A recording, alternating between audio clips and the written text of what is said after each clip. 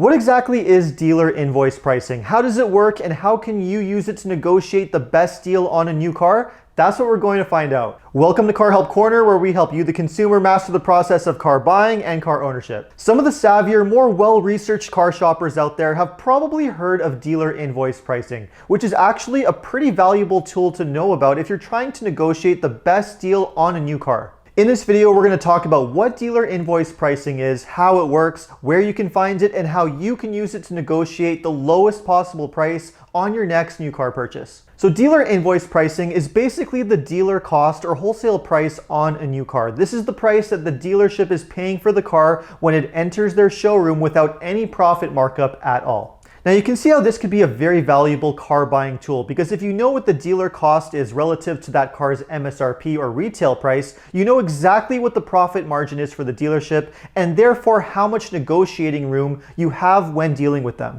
For example, if a new car has an MSRP of $30,000 before fees and taxes, but you know that the dealer cost or dealer invoice price on that car is $28,000, then you have around $2,000 worth of negotiating room when making a deal with the dealership. Although dealer invoice pricing is a very valuable tool when shopping for a new car to negotiate a great deal, this is not information that's normally readily available on the internet. You do have to do some digging around and often sign up with a company or a service that can provide you with the dealer invoice price when putting together a deal. There are some services, however, that do provide dealer invoice pricing, including the service that I provide to my clients, which I'll put a link to in the description below. Now, knowing the dealer invoice price is one thing, but how exactly do you use this information in order to negotiate the best deal? Well, let's go through an example of how the whole process works and how I would personally help one of my own clients negotiate the best deal on their new car purchase. So the example we're going to go through is for a 2021 Kia Sportage. This particular trim level is going to be the EXS all-wheel drive grade, and let's go through the full price breakdown and how to get the best deal on this particular car. Now, according to the Kia website, this car has an MSRP of $32,695. That's the full retail price for this car. On top of that, we do have to pay a mandatory freight charge, also known as a delivery and destination fee, which is going to be $1,850. Now, here in Ontario, we do have a few small levies that we do have to add to that, but basically this is going to be your baseline full price for this car. Now let's take a look at the program which my service uses to give invoice pricing to my clients. Now on this particular model, the invoice price is going to be $31,045. Now again, we do have to add that mandatory freight charge, which is $1,850, and that gives us a total dealer cost of $32,895. That means that the dealer is making around $1,600 profit margin on this particular car. Now, just because this particular car has a profit margin for the dealer of $1,600 does not mean that we can ask the dealership to give us a discount of $1,600. We do normally need to leave a little bit of profit margin in the deal for them, otherwise there's no incentive for them to sell us this car. Now, some of you might be saying, hold on, why can't I buy a car at or below invoice price? Doesn't the dealership make money elsewhere in the deal? Well, to a certain extent, yes and no. There is something else which is known as the dealer holdback, which some of you might have heard of.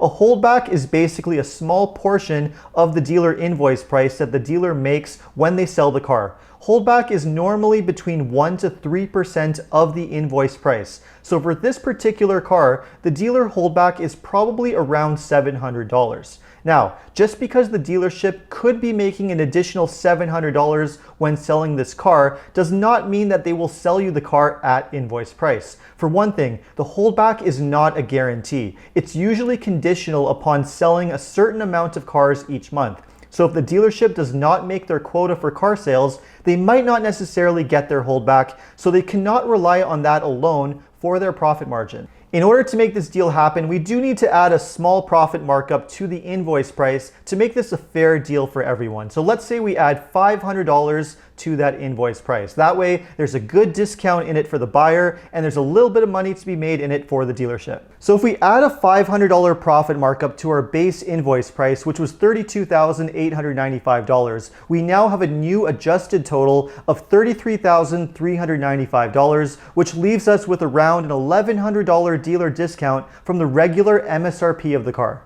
Now we're not done here because all we've done so far is negotiate a dealer discount off the price of the car. We still need to factor in manufacturer incentives and rebates, which can also be applied and deducted from this total price. The reason that we can apply these manufacturer rebates to the price is because these are discounts that are coming from the car company itself. They're not actually coming from the dealership. And that's a huge misconception because a lot of dealers will lead you to believe that they're doing you a huge favor by giving you all kinds of fancy rebates and programs, but none of these things are actually coming out of the dealer's own pocket. These are manufacturer incentives that the car company is paying for, not the dealership, so they can absolutely be applied to the deal in addition to dealer discounts. At the time of this recording, Kia is offering a variety of great incentive programs off the price of the Sportage. If you're looking to do a full cash purchase, for example, you can get a $2,500 cash rebate off the total price of the car. If you do financing, however, the deal is even better because Kia is offering 0.99% interest financing, which is a really low rate, but in addition to that, they're also paying for your first 6 months of monthly payments,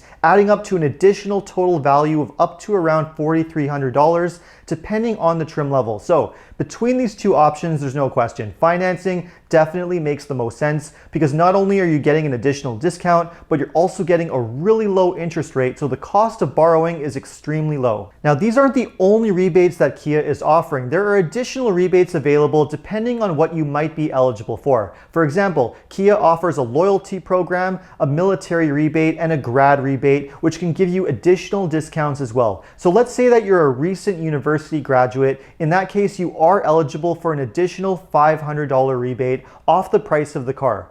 Now let's say that we're doing a cash purchase on this Sportage. That means that we're going to be receiving the $2,500 cash rebate, and because we're a recent grad, we're also going to be receiving the $500 rebate as well. That means if we go back to our negotiated price of $33,395, we can take off an additional $3,000, $2,500 for the cash rebate and $500 for the grad rebate. That gives us a new total of $30,395. So with the combination of the dealer discount, which we negotiated using the dealer invoice price, combined with the manufacturer rebates, we now have a combined discount or total savings of just over $4,000, which is a huge discount and an amazing deal to get on a car of this price. On top of all these great discounts, we've also avoided paying any unnecessary fees or extras. The only fee that we have in this price is the mandatory $1,850 freight charge. We do not have any kind of admin fees, dock fees, anti-theft, nitrogen tire inflation, or anything like that in the price. The only thing that you need to pay on top of this negotiated total is your sales tax and your licensing fee, and that's it. Now, this entire process that I've just gone through is basically what I do for my clients on a daily basis when trying to get them a great deal on their new car purchase. But the real life experience is obviously not as straightforward and easy as it looks. And there are lots of other factors and variables that are at play, which can make the negotiating process a lot more complicated. For example, a lot of new cars can have various options and packages, and a lot of these things can have their own invoice pricing in addition to the invoice price of the vehicle itself. Figuring out what the right profit markup should be might also require the help of a professional, because this is something that could range very widely depending on the supply and demand for the car that you're interested in purchasing. For example, there are some new cars that are in extremely high demand with long waiting lists at the dealership due to very limited availability. So a $500 profit markup over the invoice price is realistically not going to happen on one of these cars. The other things that you need to watch out for when negotiating a deal with the dealership are additional fees, add-on products, and the trade-in value of your car if you have a car to trade in. Just because you thought you were able to negotiate an amazing deal using the invoice price does not necessarily mean that you are getting the best deal on the actual contract purchase agreement. Many times dealerships will lead you to believe that they're giving you an amazing deal and discounts, but then they're going to make additional money back on their end when it comes to adding in fees, selling you expensive add-on products, or lowballing you on the trade-in value for your car. Ensuring that you're not paying any unnecessary fees, not paying for any products that you don't need, and not getting a low value for your trade-in car are all very important factors in order to get the best possible deal on your new car. Even if you've done a ton of research and think you know what you're doing, the process of negotiating the best price on a new car is still very complicated and there's lots of room for error. So if you're not sure about anything, make sure that you consult with a professional first. Let me know what you thought of this video, and if you have any recommendations or suggestions for future car videos or car comparisons, just leave a comment below. If you enjoyed this video, make sure to like and subscribe, and if you need additional car buying advice, recommendations, or help with negotiating a great deal on your next new car purchase, check out carhelpcanada.com. Thanks so much for watching, and see you next time.